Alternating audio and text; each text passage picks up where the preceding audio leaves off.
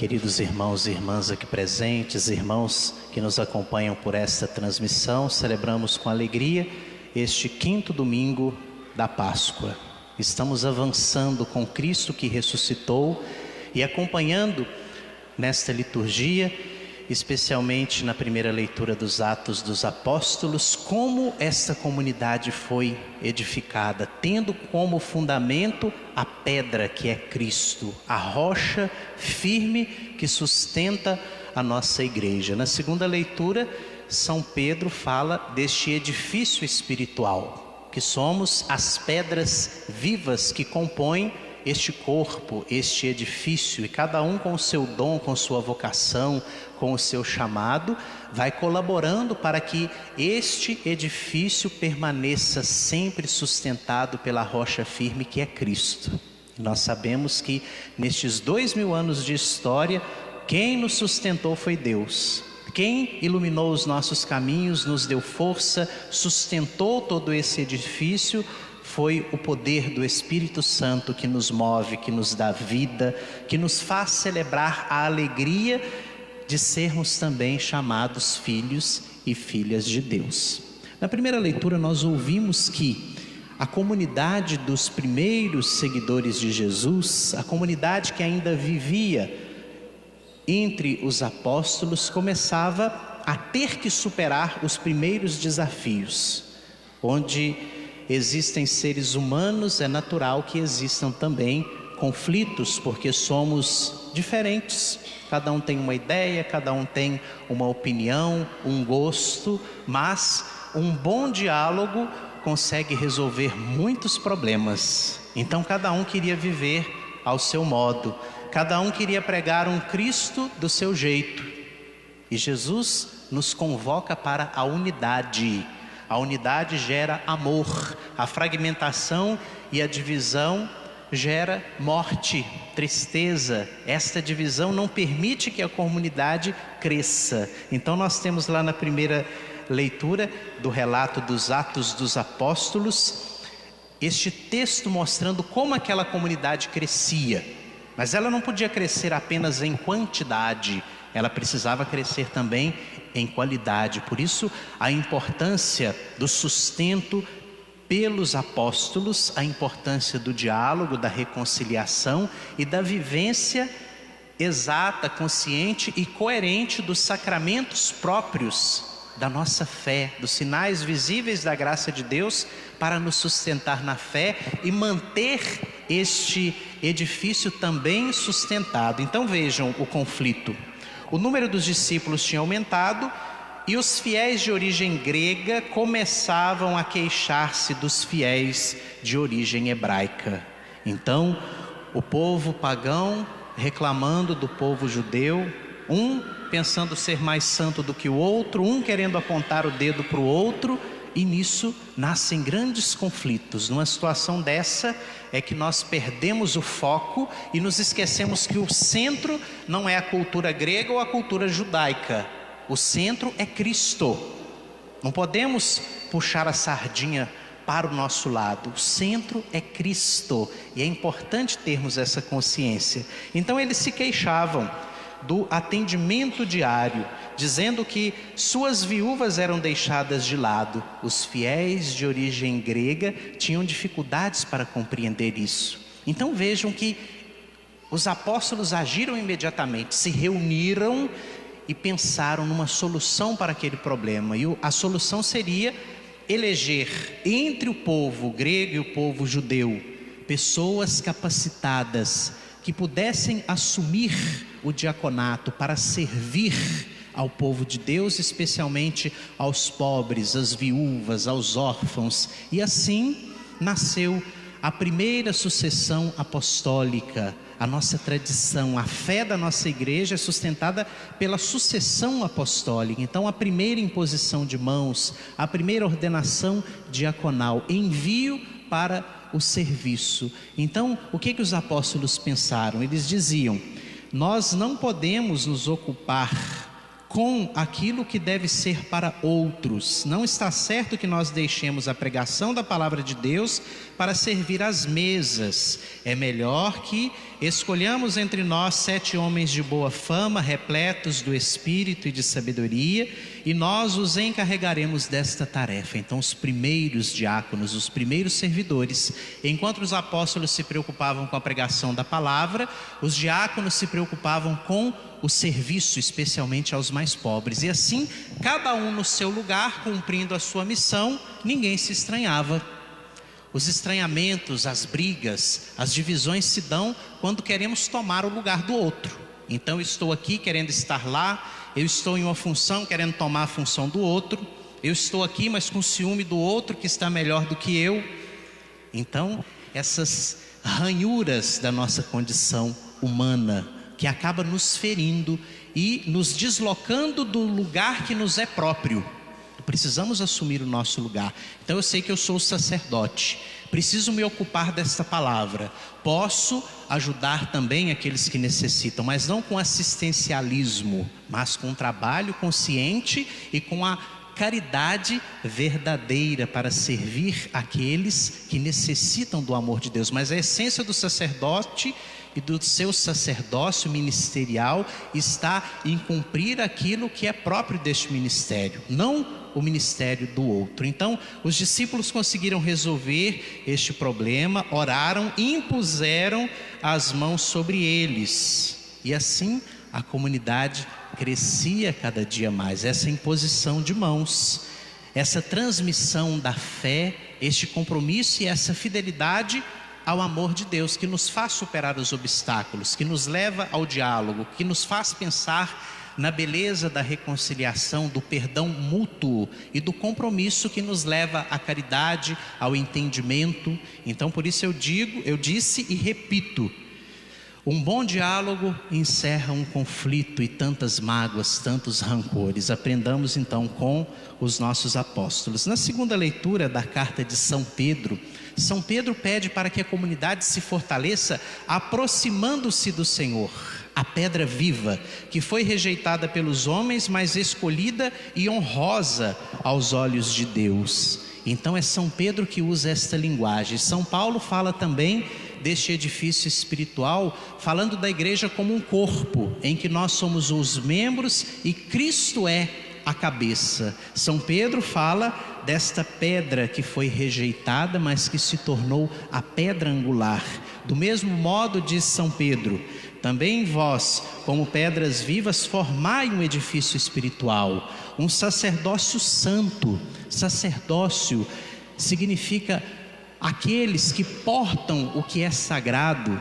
Então o sacerdócio comum de todos os fiéis, o sacerdócio ministerial daqueles que foram ordenados, escolhidos, tirados do meio do povo para servir ao povo e se ocupar com a pregação da palavra, com a celebração da Eucaristia, com a adequada vivência do sacerdócio para servir ao povo de Deus e à Igreja Universal. Com efeito, nas Escrituras se lê de São Pedro: eis que põe em Sião uma pedra angular, escolhida e magnífica, a pedra que nos sustenta.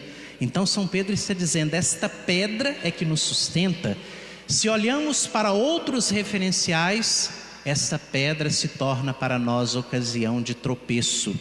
E aqui precisamos recordar que São Pedro foi um dia advertido por Jesus: vai para trás de mim, Satanás, porque já não pensas as coisas de Deus, mas as coisas do mundo. E assim São Pedro se tornava, por sua infidelidade, uma pedra de tropeço. Quando nos afastamos de Jesus e dos nossos ideais, nos tornamos uma pedra de tropeço para os irmãos, e o próprio Cristo servirá de tropeço para aqueles que não fazem a vontade de Deus. Viver tropeçando porque não estamos cumprindo os valores, as virtudes, com a consciência sempre pesada de não ter feito uma boa confissão, de não comungar com dignidade, de não viver o nosso batismo coerentemente. Então o tropeço por causa da nossa falta de humildade, por causa da nossa falta de adesão. Então é a primeira leitura, é a primeira carta de São Pedro nos ensinando: portanto, meus irmãos, essa pedra que se tornou a pedra angular, para aqueles que não creem, se torna uma pedra de tropeço. Nela tropeçam os que não acolhem a palavra. Esse é o destino deles. Nós não queremos tropeçar. Nós queremos que a nossa casa esteja edificada sobre esta rocha que é Cristo, porque Ele nos chamou das trevas para a sua luz maravilhosa. Nós somos a raça escolhida, o sacerdócio do reino, a nação santa, o povo que Ele conquistou para proclamar as obras admiráveis daquele que nos tirou das trevas e nos apresentou a sua luz. Então vejam que São Pedro dá como primeiro pontífice este grande estímulo na fé para a comunidade nascente, a comunidade primitiva. E precisamos desse estímulo, precisamos dessa força, ou viveremos sempre tropeçando, perturbados, inquietos, ansiosos e entristecidos, porque a rocha que fundamenta a nossa vida não é Cristo. Então por isso Jesus, na última ceia, depois de lavar os pés dos discípulos, já num tom de despedida, traz o conforto que nós ouvimos hoje no Santo Evangelho. E por isso ele diz: não se perturbe o vosso coração. É claro que o coração dos discípulos estavam perturbados, porque Jesus já tinha anunciado a sua morte. E esta separação trouxe angústia, insegurança, tristeza para os discípulos. Então Jesus, percebendo esta inquietude, essa perturbação, os consola dizendo: tendes fé em mim, tende fé em Deus, tende fé em mim também. Na casa de meu Pai há muitas moradas. Então Jesus escancara o coração, o seu coração, o coração de Deus, e pede fé. Sem fé não conseguiremos vencer as perturbações. Sem fé em Deus, sem fé em Cristo e nos seus ensinamentos, não conseguiremos nos aproximar com dignidade da mesa da salvação. Na casa de meu Pai há muitas moradas significa que Deus, através de Jesus Cristo, preparou um lugar privilegiado para todos nós, para aqueles que creem e fazem a sua vontade. Como é bom fazer a vontade de Deus, e como é bom nutrir esta esperança na vida eterna e crer que estas moradas estão preparadas para cada um de nós. E veja que bonito Jesus dizer: vou preparar-vos um lugar e voltarei e vos levarei comigo. Agora ele não vai levar todo mundo não, vai levar quem crê, quem faz adesão ao seu projeto de amor, porque é essencial para ter a dignidade de entrar nas moradas celestiais, crer naquele que nos dá a vida eterna. Se cremos em outras coisas, em outros deuses, não temos a rocha fundamental que é Cristo, e assim não podemos chegar às moradas eternas. E para onde eu vou, vocês já conhecem o caminho, disse Jesus aos discípulos. Tomé, o incrédulo, não sabia qual era o caminho, mesmo tendo vivido com Jesus, ele não conhecia ainda o caminho. Por isso Jesus diz: Tomé, eu sou o caminho, a verdade e a vida. Ninguém vai ao Pai senão por mim. O caminho, a verdade e a vida. Existem muitos caminhos, mas o caminho seguro é Cristo. Cristo é a vida, Cristo é a verdade. Então ele mostra todo o itinerário que deve ser seguido por um autêntico cristão, por um cristão comprometido que quer adentrar as moradas celestiais. Se vós me conhecesseis, conheceríeis também o meu Pai, e desde agora o conheceis e o vistes. E aí Filipe diz: Senhor, mostra-nos o Pai, isso nos basta. E Jesus responde: há tanto tempo estou convosco e não me conheces, Filipe? Quem me viu, viu o Pai.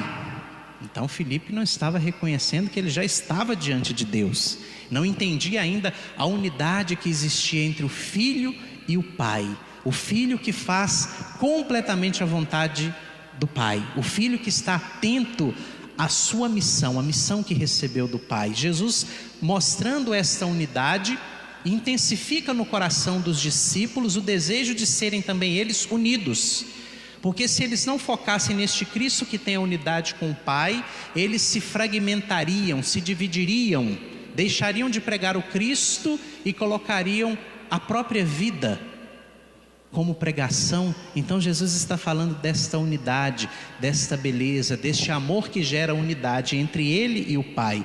Se não acreditas que estou no Pai e que o Pai está em mim, acreditai ao menos nas obras que eu realizei. E a esta altura Jesus já tinha realizado a maioria dos seus sinais, dos seus milagres, de tantos prodígios, e ainda assim a fé dos discípulos ainda não estava robustecida, fortalecida. Então Jesus pacientemente, nos seus últimos instantes de vida, ainda está ali, insistindo para que eles creiam. E se vocês crerem, em verdade vos digo, vocês farão obras ainda maiores do que estas que eu fiz, realizarão muitos milagres, muitas vidas serão transformadas. Então vejam que durante esses 2000 anos de história, quantos foram os milagres, quantos se santificaram para servirem de exemplo, e todos tomando como base a fé bem fundamentada em nosso Senhor Jesus Cristo. Quantos santos, quanta história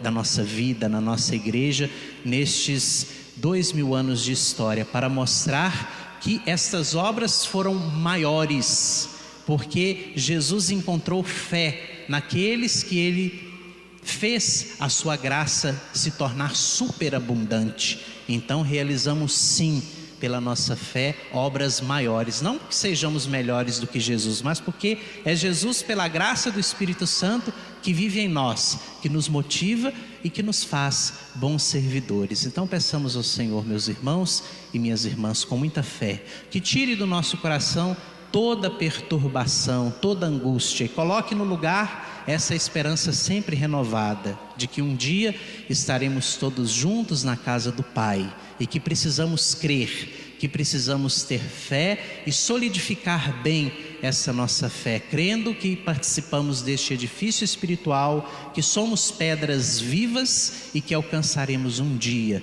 o reino definitivo, a vida eterna, habitaremos na casa do Pai. Louvado seja nosso Senhor Jesus Cristo.